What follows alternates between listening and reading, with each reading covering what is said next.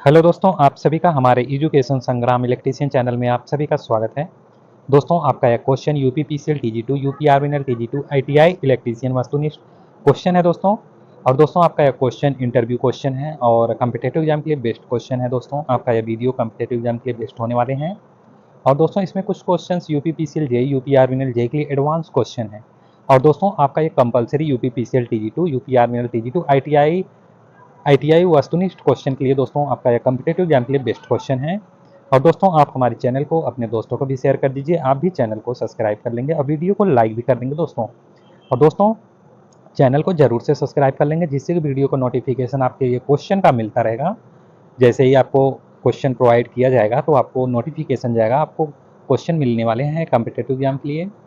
और दोस्तों, यहाँ पर देखिए क्वेश्चन क्या कह रहा है। और ये क्वेश्चन दोस्तों मिक्स क्वेश्चन है और चैप्टर 1 का है। और जो क्वेश्चन अगले वीडियो में था उसके आगे का ये क्वेश्चन है चैप्टर 1 का। और दोस्तों, आपका चैप्टर 2 जल्द ही आने वाले हैं। और दोस्तों, आपका ये क्वेश्चन बेस्ट क्वेश्चन है कम्पिटेटिव एग्जाम के लिए। और यहाँ पर देखिए दोस्तों, क्वेश्चन क्या कह रहा है। क्वेश्चन कह रहा है आपका दोस्तों, परिपथ का गुण जो विद्युतीय ऊर्जा को ताप में बदलता है, परिपथ का गुण जो विद्युतीय ऊर्जा को ताप में बदलता है कहलाता है दोस्तों प्रतिरोध।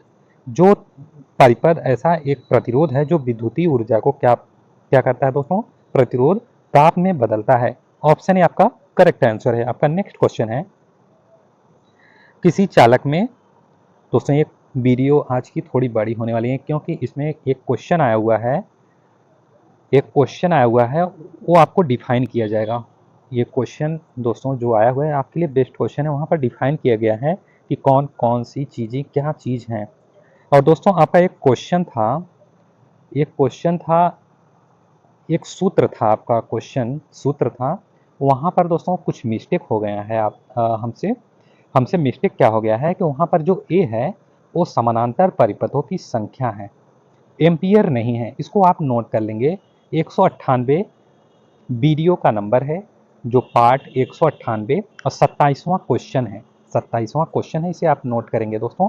ए वहाँ पर जो है वो सूत्र है, आपका फार्मूला है। वहाँ पर ए समानांतरों की परिपथों की संख्या है और डीसी डीसी जनित्र के लिए वहाँ पर है दोस्तों। वहाँ पर जाएंगे, वहाँ पर जो फार्मूला है वो आपका ए समानांतर परिपथों की संख्या है। इसको आप नोट करेंगे। 27वां question, video number, part number 198, 27वां क्वेश्चन। वहाँ पर दोस्तों गलती से थोड़ा एम्पियर हो गया था, एम्पियर निकल गया था, गलती हो गया है, इसके लिए माफ़ी चाहते हैं दोस्तों। और वहाँ पर आपका ए जो है समानांतर जो परिपथ, ए जो है समानांतर परिपथों की संख्या है। इसको आप नोट करेंगे। और दोस्तों, आपका ये एक सिंबल था पिछले वीडियो में। आपका सिंबल ऐसा बना हुआ था, लगभग ऐसा बना हुआ था। तो दोस्तों, ये प्रोपोर्शनल 2 है, ये प्रोपोर्शनल 2 है। और आपको वहाँ पर हमको याद नहीं आ रहा था, लगभग हमने आपको बताया भी है वहाँ पर। आप इसको सिंबल को देखेंगे और वो प्रोफेशनल 2 है, उसको आप वहाँ पर देखेंगे। और यहाँ पर ये क्वेश्चन आप ध्यान दीजिए। ये क्वेश्चन अब क्या कह रहा है, किसी चालक में विद्युत धारा के प्रवाह का कारण होता है किसी चालक में विद्युत धारा के प्रवाह का कारण होता है विद्युतीय विभव में अंतर। ऑप्शन सी करेक्ट आंसर है। आपका नेक्स्ट क्वेश्चन है, चालक के नेटवर्क में धारा के प्रवाह समझने हेतु व्यवहार किए जाते हैं समझने हेतु किसका, किरचॉफ का नियम। चालक में नेटवर्क में जो धारा के प्रवाह समझने हेतु व्यवहार किए जाते हैं किरचॉफ का नियम। ऑप्शन बी करेक्ट आंसर है दोस्तों। आपका नेक्स्ट क्वेश्चन है, धातु का ताप बढ़ने से उसका प्रतिरोध बढ़ता है। प्रतिरोध बढ़ेगा जब उसका धातु का ताप बढ़ने से उसका जो प्रतिरोध होगा वो बढ़ेगा। ऑप्शन ए करेक्ट आंसर है। आपका नेक्स्ट क्वेश्चन है, किसी व्यक्ति को सुरक्षित रहने के लिए कितना विद्युत धारा उपयुक्त रहता है। सुरक्षित रहने के लिए कितना उपयुक्त धारा दोस्तों, मनुष्य को सुरक्षित रहने के लिए कितना विद्युत धारा उपयुक्त रहता है। 9 EMI। ये दोस्तों इसके ऊपर हुआ तो मनुष्य को घातक झटका भी लग सकता है, उनके साथ कोई भी कुछ भी हो सकता है। और ये 9 EMI जो है आपका, ये सुरक्षित रहने के लिए 9 EMI होना चाहिए। ऑप्शन बी आपका करेक्ट आंसर है। आपका नेक्स्ट क्वेश्चन है, ह्यूमन बॉडी का प्रतिरोध लगभग होता है, ह्यूमन बॉडी का जो प्रतिरोध होता है लगभग कितना होता है दोस्तों? 1000 ओम होता है। ऑप्शन बी करेक्ट आंसर है। आपका नेक्स्ट क्वेश्चन है 20 ओम के 3 प्रतिरोधों को जोड़कर एक त्रिभुज बनाया गया है। दोस्तों 20 ओम के 3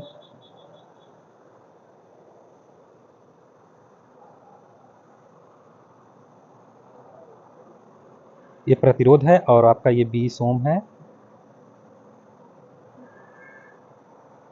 ये 3 प्रतिरोध एक त्रिभुज बनाया गया है।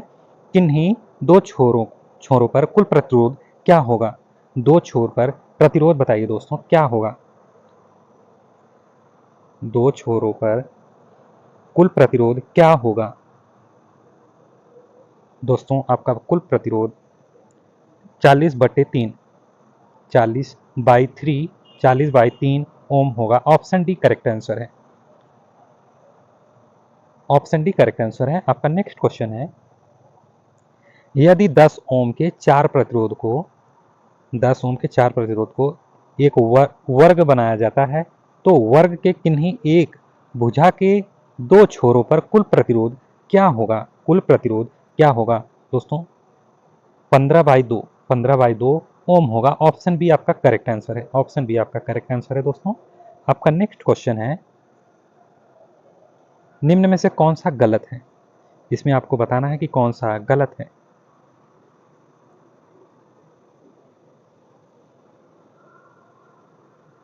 दोस्तों P=I²R ये गलत है।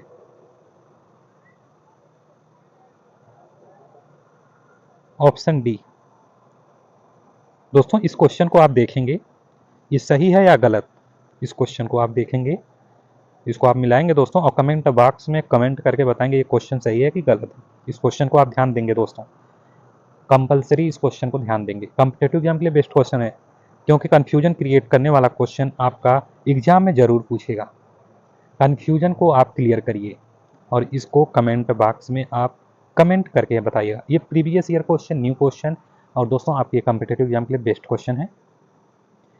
और दोस्तों आप हमारे चैनल को जरूर से सब्सक्राइब कर लेंगे जिससे वीडियो नोटिफिकेशन मिलता रहेगा। और यहाँ पर मैं कॉम्पिटिटिव एग्जाम के लिए जो जितने भी टाइप के क्वेश्चन बन रहे हैं दोस्तों मैं क्वेश्चन आपको प्रोवाइड कराऊंगा और आप चैनल जरूर से सब्सक्राइब करेंगे और क्वेश्चन को पढ़िए देखिए दोस्तों, क्योंकि ये क्वेश्चन जो आ रहे हैं ना कॉम्पिटिटिव एग्जाम के लिए ये बहुत डीप भी पूछ रहा है और ऐसा भी पूछ रहा है कि जो आपको कंफ्यूज आप जानते रहेंगे लेकिन तब पर भी आपको कंफ्यूजन उत्पन्न करेगा, आपको कंफ्यूजन उत्पन्न करेगा। इसलिए आप क्वेश्चन को देखिए, पढ़िए और जो कहा जा रहा है इसमें दोस्तों कि आप इस क्वेश्चन को देखेंगे और कमेंट बॉक्स में कमेंट करके बताएंगे कि क्या वाकई ये गलत है या सही है। आप इसको देखेंगे क्वेश्चन को। आपका नेक्स्ट क्वेश्चन है आवृत्ति के घटने से परिपथ का इंडक्टिव प्रतिघात प्रतिघात क्या होगा दोस्तों? आवृत्ति घटने से परिपथ का जो इंडक्टिव प्रतिघात है क्या होगा दोस्तों? घटेगा। ऑप्शन ए करेक्ट आंसर है। ऑप्शन ए करेक्ट आंसर है दोस्तों, घटेगा। आपका नेक्स्ट क्वेश्चन है निम्नलिखित में से कौन सा दोस्तों निम्नलिखित में से कौन सा सही है? इसमें आपका सही कौन सा है दोस्तों? ये सिंबल जो सिर्फ ये पहला वाला सिंबल जो है आपका ये म्यू है, इसे माइक्रो भी कहते हैं दोस्तों, इसको माइक्रो भी कहते हैं और ये आपका माइक्रो ए है। और ये थ्योरी में दोस्तों आपका दिया गया होगा चैप्टर 1 में, देखिए इसको, इस क्वेश्चन को चैप्टर 1 में देखेंगे, वहाँ पर देखिए ए क्या दर्शाया गया है, वहाँ पर उस क्वेश्चन में वहाँ पर थ्योरी में जाके देखेंगे कि यहाँ पर जो ए दिया गया है वहाँ पर क्या दिया गया है और यम क्या दिया गया है। और आपका ये दोस्तों करेक्ट आंसर ऑप्शन डी है। आपका नेक्स्ट क्वेश्चन है 2 किलो ओम का मान क्या है? 2 किलो ओम का मान क्या है? 2 किलो ओम का मान दोस्तों 2000 ओम है, 2000 ओम है। ऑप्शन एक करेक्ट आंसर है। आपका नेक्स्ट क्वेश्चन है कांच की छड़ को जब सिल्क के कपड़े से रगड़ा जाता है तब किस किस्म की विद्युत पैदा होती है? किस किस्म की विद्युत पैदा होती है? कांच के छड़ को जब सिल्क के कपड़े से रगड़ा जाता है, सिल्क के कपड़े से रगड़ा जाता है तो किस किस्म की विद्युत पैदा होती है? दोस्तों स्थैतिक विद्युत पैदा होती है, स्थैतिक विद्युत पैदा होती है। ऑप्शन बी करेक्ट आंसर है। आपका नेक्स्ट क्वेश्चन है, किसी वोल्टेज स्रोत से कई लैंप समानांतर में लगे हैं। किसी वोल्टेज स्रोत से कई लैंप समानांतर में लगे हैं। एक लैंप यदि जल जाए तब अन्य सभी लैंप क्या होगा, प्रभावित नहीं होंगे, प्रभावित नहीं होंगे। ऑप्शन बी करेक्ट आंसर है। ऑप्शन बी आपका करेक्ट आंसर है। आपका नेक्स्ट क्वेश्चन है, 6.0 वोल्ट पर 1.21 की धारा लेने वाले बिजली के बल्ब का प्रतिरोध होगा। दोस्तों 5 ओम होगा। ऑप्शन बी आपका करेक्ट आंसर है। आपका नेक्स्ट क्वेश्चन है, किसी तार में 5 सेकंड के लिए विद्युत धारा प्रवाहित करने पर 60 जे ऊष्मा उत्पन्न होती है। यही धारा इससे आधे प्रतिरोध वाले तार में प्रवाहित की जाती है। 5 सेकंड में कितनी ऊष्मा उत्पन्न होगी। दोस्तों यहाँ पर जो जे आया हुआ है, जे जो यहाँ पर लिखा गया है, यहाँ पर देखिए दोस्तों आगे है आपका, ये फ्लो ऑफ करंट है और जो ये एरिया है इसे जे से प्रदर्शित किया गया है और J the flow of current over cross section area A. ये दोस्तों आपका J cross section area A के जो करंट फ्लो हो रहे हैं उसके लिए है यहाँ पर। और थ्योरी में यही भी दिया गया है दोस्तों, थ्योरी में यही दिया गया है, आप नोट करेंगे और थ्योरी में जाके वहाँ पर डिफाइन किया गया है बहुत सारी चीज़ें। वहाँ पर चैप्टर 1 में आप वहाँ पर देखिएगा और क्वेश्चन को सॉल्व करिएगा। और यहाँ पर देखिए दोस्तों, इसका आपका करेक्ट आंसर 30 जे है, 30 जे। ऑप्शन बी आपका करेक्ट आंसर है। आपका नेक्स्ट क्वेश्चन है, आपका नेक्स्ट क्वेश्चन है, 3 सेकंड में किसी तार से होकर 30 सेकंड में किसी तार से होकर 30 कूलाम का आवेश प्रवाहित होता है। तार में प्रवाहित धारा 10 एम्पियर। अब दोस्तों यहाँ पर देखिए ए नहीं एम्पियर लिखा है, यहाँ पर ए दे दिया जाए तो आप 10 ए पर क्लिक करेंगे, 10 ए पर क्लिक करेंगे। यहाँ पर क्यों 10 ए पर क्लिक करेंगे, क्योंकि ये क्वेश्चन कुछ मिलते जुलते अगले वीडियो का था, अगले वीडियो में था, क्योंकि वहाँ पर डिफाइन नहीं हो पा रहा था कि ए क्या है। और यहाँ पर देखिए डिफाइन हो रहा है, क्वेश्चन बदला हुआ है लेकिन आपको डिफाइन कर दिया कि कूलाम आवेश प्रवाहित होता है तार में प्रवाहित धारा क्या है, 10 एम्पियर है। ऑप्शन बी करेक्ट आंसर है। आपका नेक्स्ट क्वेश्चन है, 50 वाट के 10 बल्बों को यदि प्रतिदिन 10 घंटे जलाया जाए तब एक माह में 30 दिन में, मतलब एक माह में या 30 दिन में किलोवाट घंटों में कितनी विद्युत ऊर्जा की खपत होगी।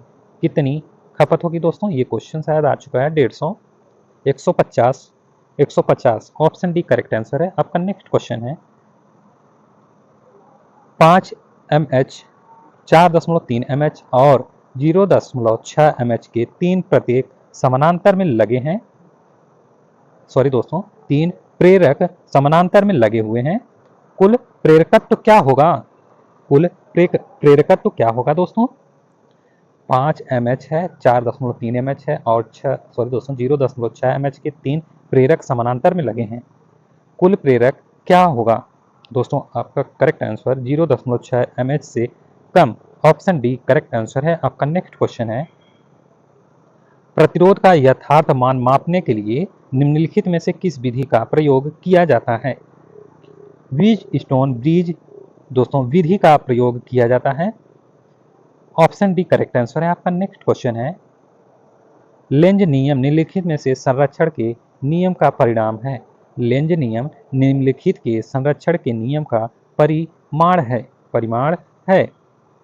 दोस्तों ऊर्जा, लेंज का जो नियम है, संरक्षण के नियम है, जो परिमाण है, परिणाम है, ऊर्जा है दोस्तों। ऑप्शन सी करेक्ट आंसर है। और आपका नेक्स्ट क्वेश्चन है, 3 फेज 4 सिस्टम के लिए न्यूट्रल तार का रंग होता है। न्यूट्रल तार का रंग बताना है दोस्तों। इसमें 3 फेज है और 4 तार हैं और जो सिस्टम के लिए न्यूट्रल तार का रंग होता है, न्यूट्रल तार का रंग होता है दोस्तों काला। न्यूट्रल तार का रंग काला होता है और जो जमीन में जो भू संपर्कित किया जाता है उसका क्वेश्चन है, उच्च वोल्टेज ट्रांसमिशन लाइन में सबसे ऊपर का चालक होता है। सबसे ऊपर का चालक होता है दोस्तों अर्ध भूसंपर्कित चालक होता है। सबसे ऊपर की जो दोस्तों ट्रांसमिशन लाइन होती है जो उच्च वोल्टेज के लिए होती है, जो हमने अभी बताया है कि वो जो वोल्टेज ट्रांसमिशन लाइन में सबसे ऊपर का चालक होता है। ऑप्शन डी करेक्ट आंसर है आपका। नेक्स्ट क्वेश्चन है अत्यधिक प्रतिरोधक पदार्थ को डॉट के लिए तापन तत्व के लिए चुना जाता है। तापन के लिए चुना जाता है दोस्तों। इसमें तापन तत्व की अवधि या आयु बढ़ाने के लिए तापन तत्व के लिए चुना जाता है। ऑप्शन बी करेक्ट आंसर है। ऑप्शन बी आपका करेक्ट आंसर है आपका। नेक्स्ट क्वेश्चन है दोस्तों, ये कॉम्पिटिटिव एग्जाम के लिए बेस्ट क्वेश्चन है। आपको कुछ क्वेश्चन डिफाइन किए गए हैं वहाँ पर, और भी क्वेश्चन आने वाले हैं आपके लिए। अभी तो दोस्तों पहले ही चैप्टर का कुछ क्वेश्चन बाकी हुए हैं, आपको मिलने वाले हैं। उसके बाद आपको सेकंड चैप्टर का आपको मिलेंगे। पहले डिटेल में मिलेंगे, थ्योरी मिलेंगे, इसके बाद आपको क्वेश्चन मिलने वाले हैं। और दोस्तों आप अपने दोस्तों को भी हमारे चैनल को शेयर कर देंगे, मीडिया ग्रुप में भी शेयर कर देंगे। और दोस्तों चैनल को आप भी सब्सक्राइब कर लेंगे और वीडियो को लाइक भी कर देंगे दोस्तों। और कुछ दोस्तों जहाँ मिस्टेक हो रहा है आप कमेंट बॉक्स में कमेंट करके आप अपना जो डाउट है उसको आप क्लियर कर सकते हैं। ऐसी कोई दिक्कत नहीं है। आप कोई भी क्वेरी है क्वेश्चन से आप वहाँ पर कमेंट बॉक्स में कमेंट कर देंगे। मैं दोस्तों जैसे ही आपका कमेंट देखूँगा तो उसको मैं सॉल्व करने की कोशिश करेंगे, उसको सॉल्व करने के लिए कोशिश करेंगे दोस्तों। और आपसे डिस्कस भी होगा, आपसे बातचीत होंगे। और यहाँ पर देखिए दोस्तों क्वेश्चन इसमें क्या कह रहा है, यहाँ पर x1 और x2 के बीच प्रतिरोध का मान डॉट होगा। यहाँ पर 10 ओम है, x1 है और यहाँ पर x2 है, और इसमें प्रतिरोध का मान बताना है। इस प्रतिरोध का मान बताना है दोस्तों। इस प्रतिरोध का मान 0 है। ऑप्शन सी आपका इसमें करेक्ट आंसर है आपका। नेक्स्ट क्वेश्चन है पदार्थ में चालन नहीं होगा। पदार्थ में चालन नहीं होगा। कब नहीं होगा दोस्तों? समान विद्युत वाहक बल के तार में। ऑप्शन सी करेक्ट आंसर है दोस्तों। ऑप्शन सी आपका करेक्ट आंसर है आपका। नेक्स्ट क्वेश्चन है 200 वोल्ट के एक 100 वाट लैंप को 100 वोल्ट पर धारा प्रदान की जा रही है। 200 वोल्ट के लिए एक 100 वाट लैंप को फिर 100 वोल्ट पर धारा प्रदान की जा रही है। धारा 100 वोल्ट पर प्रदान की जा रही है। यह किस लैंप के समान है? यह किस लैंप के समान है दोस्तों? एक बार 200 वोल्ट के एक 100 वाट लैंप है दोस्तों। 200 वोल्ट के 100 वाट के लैंप है और इसमें 100 वोल्ट पर धारा प्रदान की जा रही है। इसको ध्यान देंगे दोस्तों, क्वेश्चन बेस्ट है। इसमें जो बल्ब है 200 वोल्टेज का है। जो बल्ब है, जो लैंप है, आपका जो लैंप है ये दोस्तों 200 वोल्ट के हैं और 100 वाट का है। और धारा कितना दिया जा रहा है दोस्तों? 100 वोल्ट दिया जा रहा है। जो धारा दिया जा रहा है 100 वोल्टेज दिया जा रहा है और इसको दिया जा रहा है। तो यह किस लैंप के समान है? यह किस लैंप के समान है दोस्तों? ये 25 वाट के लैंप के समान है। ऑप्शन ए करेक्ट आंसर है आपका। ऑप्शन ए करेक्ट आंसर है आपका। नेक्स्ट क्वेश्चन है डॉट की चालकता अधिकतम होती है आयन की। इसकी आयन की जो चालकता होती है दोस्तों अधिक होती है। ऑप्शन डी आपका करेक्ट आंसर है आपका। नेक्स्ट क्वेश्चन है सूची 1 और सूची 2 मिलान करें तथा कूटों की मदद से सही उत्तर का चुनाव करेंगे। सही उत्तर का चुनाव करेंगे। ओम का नियम क्या करता है दोस्तों? ओम का नियम क्या करता है? उत्पादक। और फ्लेमिंग के दाएं हाथ का नियम एसी जनरेटर। और आवर्तित क्या करता है? वोल्टेज धारा संबंध बताता है। और कूलाम का नियम संधारित्र। दोस्तों ऑप्शन बी आपका करेक्ट आंसर है। ऑप्शन बी आपका करेक्ट आंसर है आपका। नेक्स्ट क्वेश्चन है विशिष्ट प्रतिरोध की इकाई क्या है? विशिष्ट प्रतिरोध की इकाई दोस्तों ओम मीटर है। ऑप्शन बी करेक्ट आंसर है आपका। नेक्स्ट क्वेश्चन है एक कली संधारित्र में इस्तेमाल किए जाने वाले या एक कला संधारित्र में इस्तेमाल किए जाने वाले संधारित्र में डॉट नहीं होता ध्रुवीय संकेत दोस्तों। ऑप्शन डी आपका करेक्ट आंसर है। एक कली संधारित्र में इस्तेमाल किए जाने वाले जो संधारित्र में डॉट नहीं होता ध्रुवीय संकेत नहीं होता। ऑप्शन डी करेक्ट आंसर है। आपका नेक्स्ट क्वेश्चन है, एक विद्युतीय तापक संवहन कमरे में उपयोग की दोस्तों एक विद्युतीय तापक संवहन कमरे में उपयोग की जाने वाली गर्म करने की पद्धति कौन सी है? गर्म करने की पद्धति कौन सी है दोस्तों? प्रतिरोध तापन पद्धति। ऑप्शन ए करेक्ट आंसर है। ऑप्शन ए करेक्ट आंसर है। और आपका नेक्स्ट क्वेश्चन है, किरचॉफ का वोल्टेज नियम। दोस्तों ये किरचॉफ का वोल्टेज नियम है। किरचॉफ का वोल्टेज नियम है डॉट डॉट संबंध रखता है, संबंध रखता है दोस्तों आई आर ड्रॉप और बैटरी के विद्युतीय वाहक बल ईएमएफ दोनों से। ऑप्शन बी आपका करेक्ट आंसर है। आई आर ड्रॉप और बैटरी के विद्युत वाहक बल ईएमएफ दोनों से दोस्तों संबंध रखता है। ऑप्शन बी आपका करेक्ट आंसर है। आपका नेक्स्ट क्वेश्चन है, एक सरल कैपेसिटर में दो प्लेटें होती हैं। एक सरल कैपेसिटर में दो प्लेटें होती हैं जो निम्नलिखित द्वार पृथक रहती है। एक सरल कैपेसिटर में दो प्लेटें होती हैं जो निम्नलिखित जो द्वार होती हैं पृथक रहती हैं, पृथक रहती हैं दोस्तों पैरावैद्युत। ऑप्शन सी आपका करेक्ट आंसर है। पैरावैद्युत में दोस्तों पैरावैद्युत में जो क्या होता है, कैपेसिटर दो प्लेटें होती हैं और जो पृथक करती है द्वार, पैरावैद्युत का। ऑप्शन सी आपका करेक्ट आंसर है। आपका नेक्स्ट क्वेश्चन है, दिष्ट धारा के मामले में दिष्ट धारा के मामले में धारा केवल एक ही दिशा में प्रवाहित होती है। ऑप्शन डी आपका करेक्ट आंसर है। ध्यान दीजिएगा दोस्तों, धारा एक ही दिशा में प्रवाहित होती हैं दिष्ट धारा के मामले में। दोस्तों दिष्ट धारा बोले तो डीसी, डायरेक्ट करंट। धारा के मामले धारा क्या है, एक ही दिशा में प्रवाहित होती हैं। ऑप्शन डी करेक्ट आंसर है। आपका नेक्स्ट क्वेश्चन है, निम्नलिखित में से किस प्रतिरोधक का साइज अधिकतम होगा? इसमें आपको बताना है कि किस प्रतिरोधक का साइज अधिकतम होगा। सबसे अधिकतम होगा दोस्तों 10 ओम 50 वाट। ऑप्शन ए करेक्ट आंसर है।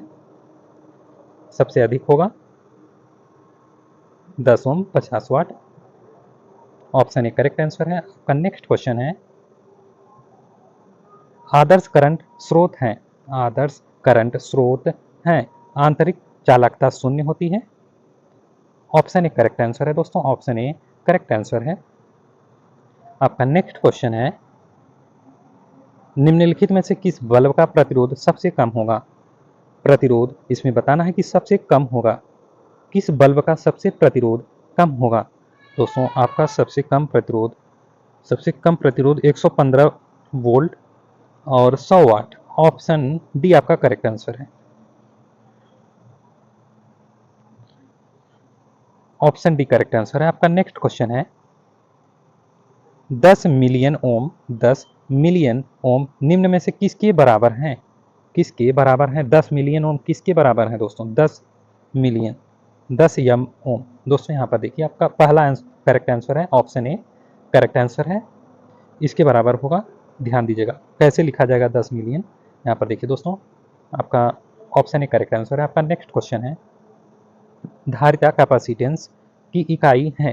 कैपेसिटेंस की इकाई है दोस्तों फैराड। फैराड जो धारिता की इकाई है फैराड है। फैराड। ऑप्शन बी आपका करेक्ट आंसर है। ऑप्शन बी आपका करेक्ट आंसर है। आपका नेक्स्ट क्वेश्चन है, पैरावैद्युत डाई इलेक्ट्रिक क्या है? क्या है पैरावैद्युत डाई इलेक्ट्रिक क्या है? डाई इलेक्ट्रिक्स क्या है दोस्तों? विद्युत रोधी पदार्थ है ये पैरावैद्युत डाई इलेक्ट्रिक। वहाँ पर जो ऑप्शन आया हुआ था दोस्तों क्वेश्चन का, वहाँ पर जो ऑप्शन आया हुआ था क्वेश्चन का, तो वहाँ पर पैरावैद्युत डाई इलेक्ट्रिक ऑप्शन आया हुआ था। तो ये देखिए दोस्तों, इसका ये है क्या चीज़, ये विद्युत रोधी पदार्थ है। ये विद्युत रोधी पदार्थ है। ऑप्शन सी आपका इसमें करेक्ट आंसर है। आपका नेक्स्ट क्वेश्चन है, पानी भरी बाल्टी से जब विद्युत धारा प्रवाहित की जाती है तब दोनों ही डूबे हुए तारों के पास काफी बुलबुले देखे जाते हैं। इससे पता चलता है कि सप्लाई किस किस्म की है।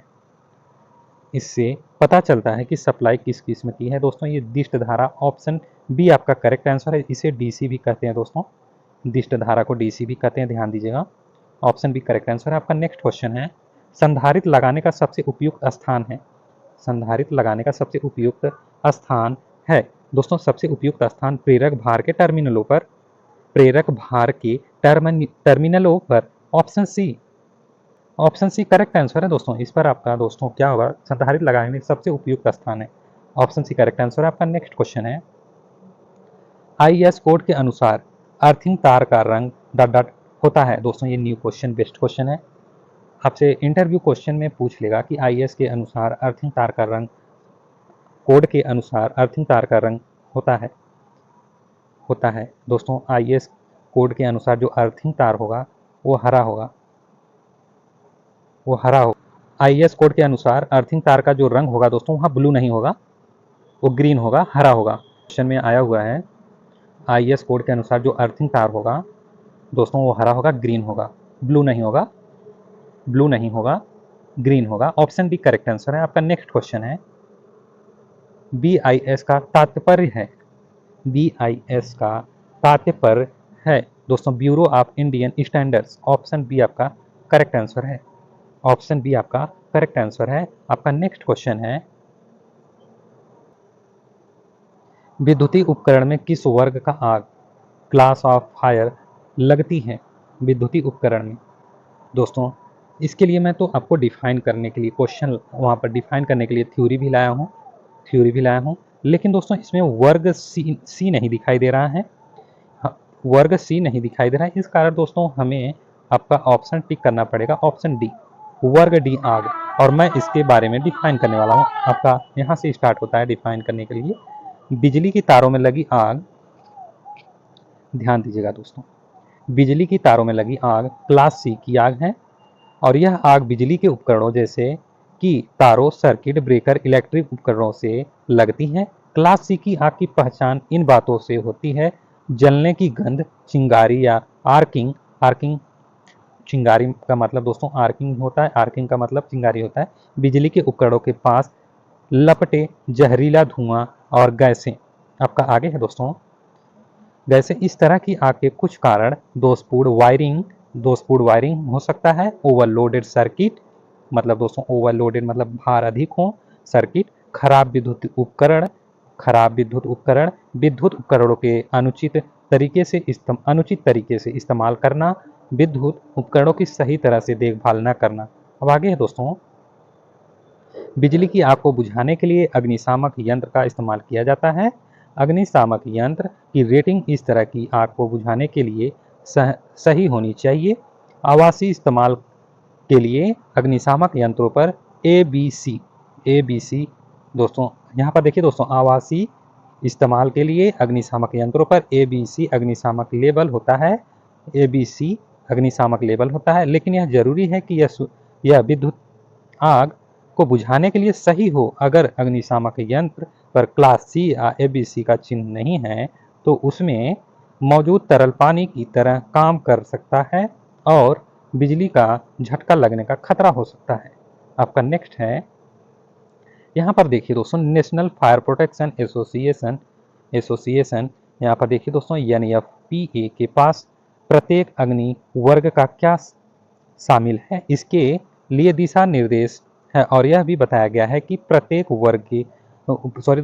वर्ग को बुझाने के लिए कौन से अग्निशामक यंत्रों का उपयोग किया जा सकता है। यहाँ NFPA के विभिन्न अग्निवर्ग और प्रत्येक प्रकार के संगत अग्निशामक दिए गए हैं। आपका आगे है नेक्स्ट दोस्तों, यहाँ पर देखिए पहला आपका श्रेणी ए का जो आग क्या है। यहाँ पर आग पहली श्रेणी ए को देखेंगे। क्लास ए का आग सामान्य दहनशील पदार्थ से होती हैं जो आपको किसी सामान्य व्यवसाय या निवास में मिल सकते हैं। 5 प्रकार की आग में से यह सबसे आम प्रकार और अधिक बार होते हैं। चूंकि ये ठोस पदार्थ आमतौर पर किसी भी वाणिज्यिक या आवासीय सेटिंग में प्रचुर मात्रा में होते हैं, इसलिए वे अधिक तीव्र आग पैदा कर सकते हैं और उसे बनाए रख सकते हैं जो तेजी से फैलती और बिगड़ती है। वर्ग ए की आग को बढ़ावा देने वाली जो सामग्री में शामिल है, लकड़ी, कपड़ा, कागज, रबड़, प्लास्टिक। और आपका नेक्स्ट है, यहाँ पर देखिए दोस्तों, ये रहा आपका आग कैसे बुझाते हैं। चूंकि क्लास ए की आग अक्सर ज़्यादा रोजमर्रा की ठोस सामग्री पर निर्भर करती है, इसलिए उन्हें बुझाने आमतौर पर कम जटिल होता है। पानी क्लास ए अग्निशामक यंत्रों में इस्तेमाल किए जाने वाला एक मानक तरल है। जिसमें कभी कभी अन्य रसायन भी मिलाए जाते हैं। फोम, गीले या सूखे रसायन, साफ करने वाले एजेंट भी क्लास ए की आग को बुझाने के लिए इस्तेमाल किए जाते हैं, ऐसे वातावरण में जहां पानी से अतिरिक्त नुकसान हो सकता है। आपका नेक्स्ट क्वेश्चन है दोस्तों, वर्ग बी का आग क्या है? क्लास बी का आग दहनशील और ज्वलनशील तरल पदार्थों और गैसों पर निर्भर करती है, जबकि वे व्यवसायों और औद्योगिक सेटिंग में हो सकते हैं, जो अक्सर इन तरल पदार्थों के साथ काम करते हैं। घर और अन्य आवासीय वातावरण भी अति संवेदनशील होते हैं। क्लास बी की आग अपने कम फ्लैश फ्लैश पॉइंट की वजह से आग के स्रोत के संपर्क में आने से अधिकांश तापमान पर जल सकती हैं और यह अक्सर तेजी से फैलती है और गाढ़ा काला धुआं पैदा करती है। आग शामिल पदार्थों में शराब, पेट्रोल, तेल, प्रोपेन, रंगना इतने आते हैं दोस्तों। आपका इसमें देखिए बुझाते कैसे हैं श्रेणी बी की आग को। वैसे तो आग बुझाने के लिए पानी इस्तेमाल आमतौर पर किया जाता है, लेकिन पानी आधारित अग्निशामक यंत्र क्लास बी की आग के लिए खिलाफ अप्रभावित हो सकते हैं। क्लास बी की आग के लिए रेटेड अग्निशामक यंत्रों में अक्सर फोम, कार्बन डाइऑक्साइड जैसे साफ करने वाले एजेंट या सूखे रसायन होते हैं। इसमें श्रेणी बी में आग बुझाने के लिए आपका नेक्स्ट है, क्लास सी का आग क्या है दोस्तों? क्लास सी का आग आमतौर पर बिजली से जलती है और आमतौर पर बिजली से चलने वाले उपकरणों और अन्य बिजली के झटकों से आती है और क्या है, बेहद खतरनाक होते हैं, खासकर जब कोई पानी से आग बुझाने की कोशिश करता है। क्लास सी आग अक्सर औद्योगिक व्यावसायिक सेटिंग में होती है, जहां बहुत सारे बिजली से चलने वाले उपकरण होते हैं। फिर भी वे दोषपूर्ण तारों या अन्य बिजली के मुद्दों के कारण घरों में भी हो सकते हैं। क्लास सी के आग को बुझा बनाए रखते हैं, उसमें शामिल हैं उपकरण, मशीनरी, विद्युत उपकरण, वायरिंग, मोटर्स। आपका नेक्स्ट है, इसे बुझाते कैसे हैं? बिजली की खतरनाक और सुचालक सुचालक प्रकृति के कारण क्लास सी की आग को पानी से नहीं बुझाया जाता। इसके बजाय सूखे रसायन या स्वच्छ स्वच्छ एजेंटों जैसे गैर सुचालक बुझाने वाले एजेंट वाले अग्निशामक यंत्र का उपयोग बिजली की आग को बुझाने के लिए किया जाना चाहिए। साथ ही आग बुझाने वाले व्यक्ति की बिजली के झटके से बचाना चाहिए। आपका नेक्स्ट है, अब यहाँ पर देखिए दोस्तों, श्रेणी डी की आग क्या है?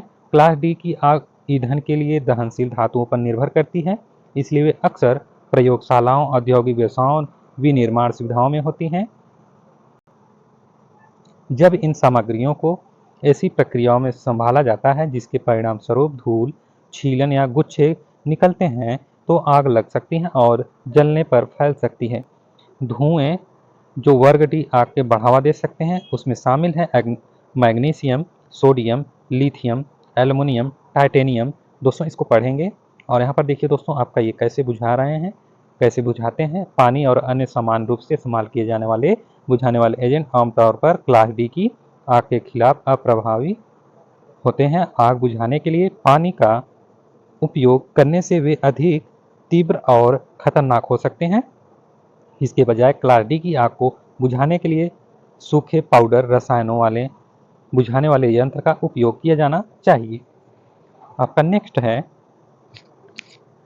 यहाँ पर देखिए दोस्तों, आपका वर्ग के आग क्लास के का आग तब लगती है जब रसोई में ग्रीस या खाना पकाने से संबंधित ज्वलनशील पदार्थ आग पकड़ लेते हैं। इसलिए यह रेस्तरां और व्यावसायिक आकार की रसोई में आम है, जबकि वे वाणिज्यिक सेटिंग में अधिक प्रचलित है। क्लास के आग उन घरों में भी लग सकती है जहां ग्रीस या अन्य ज्वलनशील पदार्थ आग पकड़ लेते हैं।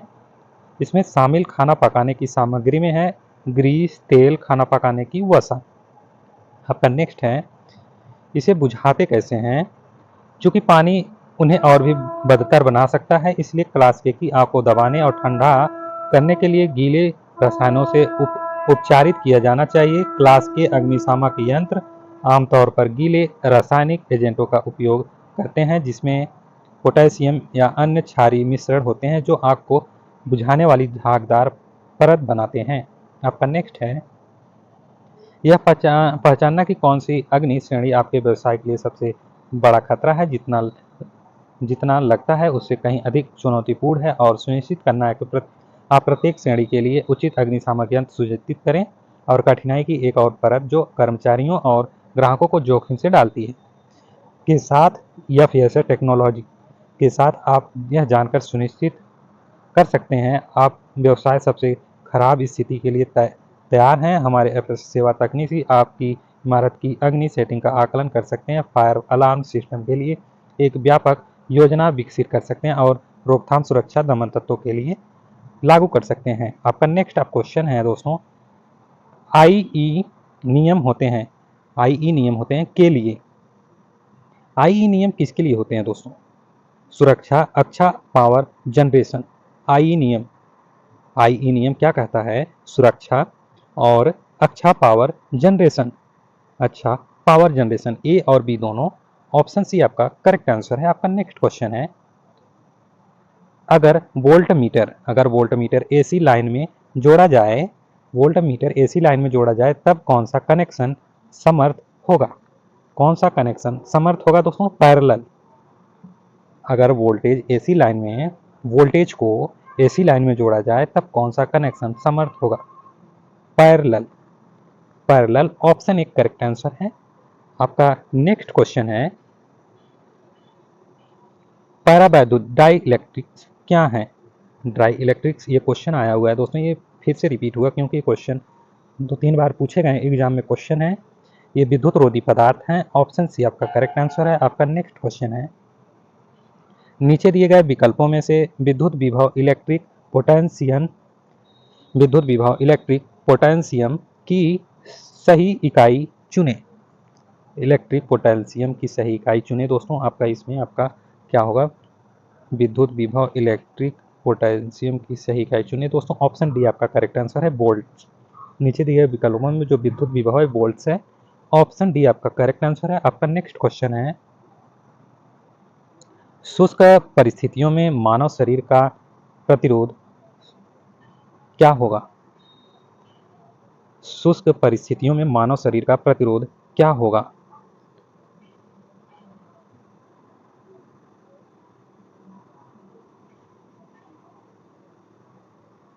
एक लाख ओम जितना उच्च हो सकता है।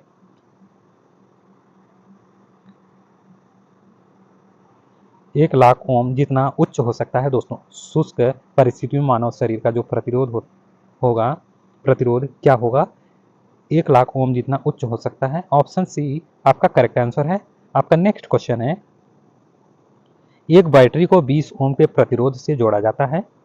एक बैटरी को 20 ओम के प्रतिरोध से जोड़ा जाता है। यदि 0.75 एम्पियर का करंट पैदा किया जाता है तो बैटरी का जो विद्युत वाहक बल ईएमएफ क्या होगा? ईएमएफ क्या होगा? किसका? बैटरी का विद्युत वाहक बल, इलेक्ट्रोमोटिव फोर्स क्या होगा? तो दोस्तों आपका 15 वोल्ट होगा। ऑप्शन बी आपका इसमें करेक्ट आंसर है। ऑप्शन बी आपका करेक्ट आंसर है दोस्तों। एक बैटरी को जो 20 ओम प्रतिरोध से जोड़ा जाता है, यदि 0.75 एम्पियर का करंट पैदा करता है दोस्तों, इसमें 0.75 एम्पियर का करंट पैदा किया जाता है, तो जो बैटरी का विद्युत वाहक बल ईएमएफ क्या होगा? 15 वोल्ट होगा। ऑप्शन बी करेक्ट आंसर है। और दोस्तों आप हमारे चैनल को अपने दोस्तों को भी शेयर कर दीजिएगा।